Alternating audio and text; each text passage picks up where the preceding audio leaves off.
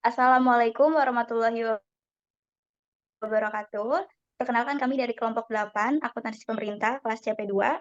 Pertama-tama, saya ucapkan terima kasih kepada Ibu Mela Nurdiali, SEMAK, yang telah memberikan kesempatan kepada kami untuk memaparkan hasil makalah tugas akuntansi pemerintah kami mengenai analisis anggaran pemerintah dalam proyek pembangunan Ibu Kota Nusantara atau IKN. Sebelum memulai presentasi, saya akan memperkenalkan anggota kelompok saya terlebih dahulu. Yang pertama ada saya di sini, Sri Sugiharti Putri dengan NIM belakang 150 dan rekan saya. Saya Shala Komita Jalianti dengan NIM belakang 274. Saya Fajar Aditya Pratama dengan NIM akhir 288.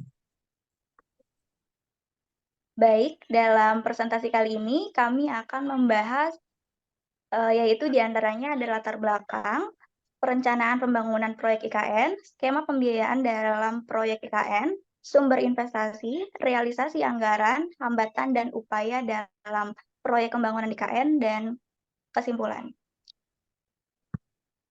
Selanjutnya, di sini saya akan menjelaskan mengenai anggaran. Anggaran atau budget merupakan rencana tertulis mengenai kegiatan suatu organisasi yang dinyatakan secara kuantitatif dan umumnya dinyatakan dalam satuan uang untuk jangka waktu tertentu. Yang kedua, mengenai anggaran pemerintah atau government budget. Government budget ini merupakan rencana pengeluaran dan pendapatan pemerintah selama periode tertentu, biasanya selama 1 tahun. Anggaran menjadi alat bantu bagi manajemen dalam melaksanakan fungsinya, terutama dalam perencanaan dan pengendalian. Dan dalam suatu lembaga, baik pemerintah maupun daerah, dalam melakukan kegiatan harus menyusun anggaran atau budget sebagai alat perencanaan dan pengendalian setiap kegiatannya. Sehingga dalam kasus pemindahan ibu kota negara Indonesia dari Jakarta ke Kalimantan, pemerintah menargetkan anggaran untuk proyek pembangunan ibu kota negara IKN atau Nusantara. Oleh karena itu, kami menganalisis bagaimana perencanaan anggaran dalam pembangunan ibu kota negara dan dari mana sumber pembiayaan dana proyek tersebut berasal. Sehingga rumusan masalah dalam analisis ini, yaitu yang pertama, bagaimana perencanaan anggaran yang disusun oleh pemerintah dalam proyek pembangunan ibu kota Nusantara, dan yang kedua, bagaimana skema pembiayaan dan realisasi anggaran pemerintah dalam proyek pembangunan ibu kota Nusantara, dan yang ketiga, bagaimana pemerintah menghadapi hambatan yang berkaitan dengan permasalahan rencana anggaran dalam pembangunan ibu kota Nusantara. Selanjutnya, Presiden Joko Widodo memutuskan untuk memindahkan ibu kota dari Jakarta ke luar Pulau Jawa untuk mengurangi overpopulasi di wilayah pemerintahan yang terpusat di Jakarta pada April tahun 2019. Menetapkan nama ibu kota negara IKN baru, yaitu Nusantara, terletak di wilayah Penajam Pasir Utara, Kalimantan Timur. Proses pembangunan ibu kota baru akan berlangsung sampai tahun 2045. Tahapan pembangunan ibu kota baru dilakukan pada tahun 2020 sampai 2024, yakni membangun infrastruktur utama seperti Istana Kepresidenan, Gedung MPR atau DPR, dan perumahan di area utama IKN. Selanjutnya, adapun sumber pendanaan untuk pembangunan IKN. Di sini sumber pendanaan untuk IKN tersendiri yaitu ada 3. Yang pertama ada anggaran pendapatan dan belanja negara yang disebut APBN. APBN sendiri itu sebesar 19,2% dengan anggaran sebesar 89,4 triliun rupiah. Anggaran ini dialokasikan menjadi infrastruktur, pelayanan dasar, pembangunan istana negara, bangunan strategis TNI atau Polri, perumahan dinas ASN dan TNI atau Polri, dan yang terakhir pengadaan lahan dan ruang terbuka hijau. Kemudian selanjutnya sumber pendanaannya berasal dari badan usaha milik negara BUMN. Dari BUMN sendiri itu sebesar 54,4%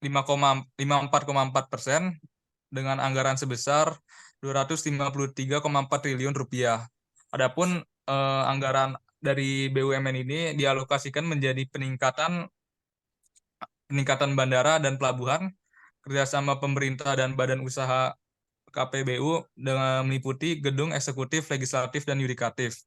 Pembangunan infrastruktur utama, sarana pendidikan, kesehatan, museum, lembaga pemasyarakatan, dan yang terakhir sarana dan prasarana penunjang.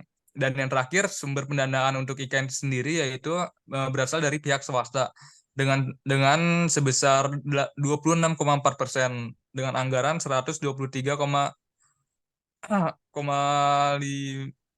triliun dialokasikan menjadi perumahan umum, pembangunan perguruan tinggi, sarana kesehatan, MICE dan Science Technopark, dan yang terakhir pembangunan shopping mall. Berdasarkan data Bappenas, sumber pembiayaan paling banyak itu dilakukan melalui skema KPBU. Dari total estimasi ongkos pemindahan ibu kota negara sebesar 466 triliun rupiah, sebanyak 340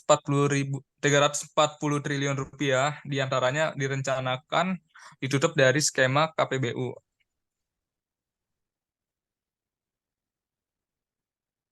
Selanjutnya, aliran investasi.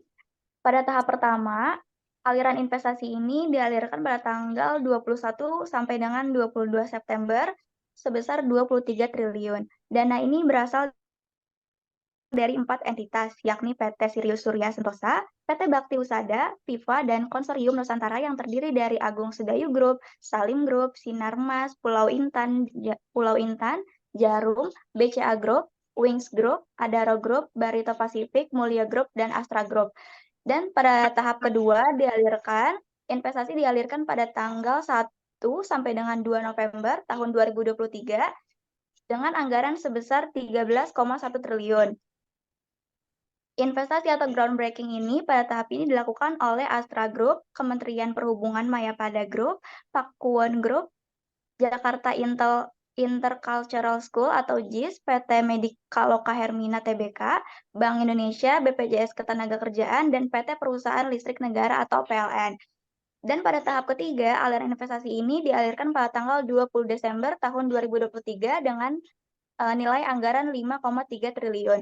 Investasi pada tahap ini dilakukan oleh Paku Buwono Group, PT Wulandari Bangun Laksana Tbk, PT Karya BSH Mandiri, PT Tirta Investama, Kementerian PUPR, Kementerian LHK, Kementerian Kesehatan, PT Bluebird Tbk, Polri, dan TNI. Yang terakhir, aliran investasi ini dialirkan oleh Otorita Ibu Kota Nusantara atau OIKN. Otorita Ibu Kota Nusantara atau OIKN telah mengantongi 330 surat permintaan atau Letter of Intention atau LOI. Sekitar 55% merupakan investor domestik yang fokus dalam pembangunan di dalam negeri. Yang diantaranya yaitu ada Singapura, Jepang, Tiongkok, dan Malaysia yang paling banyak memberikan investasinya pada Indonesia. Selanjutnya. Baik, selanjutnya itu ada realisasi anggaran. Realisasi anggaran untuk pembangunan IKN hingga Agustus 2023 mencapai 6,4 triliun rupiah. Angka ini setara dengan 21,8% dari pagu anggaran sebesar 29,4 triliun rupiah yang telah dialokasikan untuk proyek pembangunan pemindahan ibu kota. Nah, untuk realisasi anggaran ini dibagi menjadi 2 klaster. Yang pertama ada klaster infrastruktur. Untuk klaster infrastruktur sendiri ini ada pembangunan istana negara, kawasan inti pusat pemerintahan atau KIPP, kawasan pemukiman, pembangunan jalan tol IKN, duplikasi jembatan Pulau Balang Bentang Pendek, pembangunan bendungan Sepaku Semoy, dan penanganan banjir. Sedangkan untuk klaster non-infrastruktur ada koordinasi pemindahan pemerintahan ke IKN, perencanaan pemindahan ke IKN, rekomendasi kebijakan pada kementerian dan lembaga, kegiatan pemetaan, pemantauan, dan evaluasi pembangunan IKN, meningkatkan dukungan pengamanan Polri, dan mendukung operasional otorita IKN atau OIKN atas pembangunan IKN. Lalu ada pula hambatan untuk proyek IKN ini. Yang pertama ada pembangunan ekonomi. Pembangunan di IKN perlu dioptimalisasikan dengan mengedepankan keterlibatan swasta dengan menggunakan skema-skema penggabungan pendanaan dari sumber lainnya selain APBN. Salah satunya adalah dengan menggunakan KPBU atau skema pembiayaan kreatif lainnya dalam pembangunan infrastruktur. Yang kedua, ada penyediaan infrastruktur.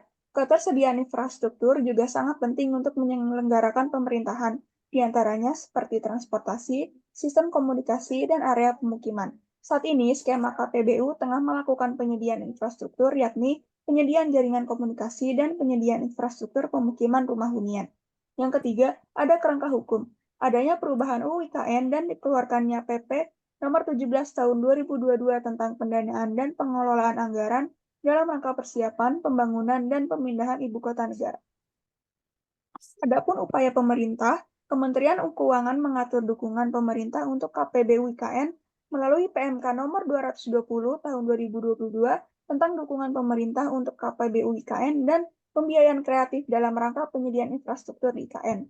Berikut ini merupakan dukungan pemerintah yang diberikan untuk KPBU IKN. Yang pertama ada Project Development Facility atau PDF, yang kedua penjaminan pemerintah, yang ketiga dukungan kelayakan, Viability Gap Fund, yang keempat pemanfaatan BMN, yang kelima, pemrosesan dokumen availability payment, dan yang keenam, ada penyedia pembiayaan infrastruktur atau standby lender.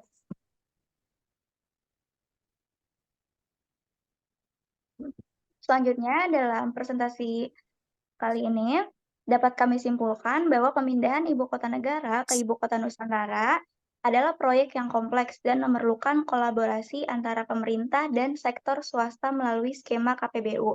Meskipun terdapat berbagai tantangan dalam implementasi seperti aspek ekonomi, infrastruktur, dan kerangka hukum, pemerintah telah menyediakan dukungan yang cukup komprehensif untuk mengatasi hambatan-hambatan tersebut. Kerjasama ini penting untuk mencapai tujuan pemindahan ibu kota negara dengan transparan, akuntabel, dan berorientasi pada kepentingan publik. Sehingga dukungan dari pemerintah dan partisipasi sektor swasta melalui KPBU serta diimbangi dengan integritas, transparansi, dan kehati-hatian dalam mengelola risiko menjadi kunci untuk kesuksesan pemindahan ibu kota negara Indonesia yang baru.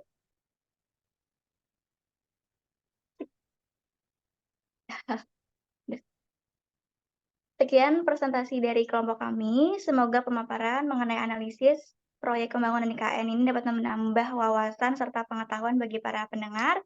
Mohon maaf jika ada kesalahan penggunaan kata. Kurang lebihnya mohon maaf. Wassalamualaikum warahmatullahi wabarakatuh.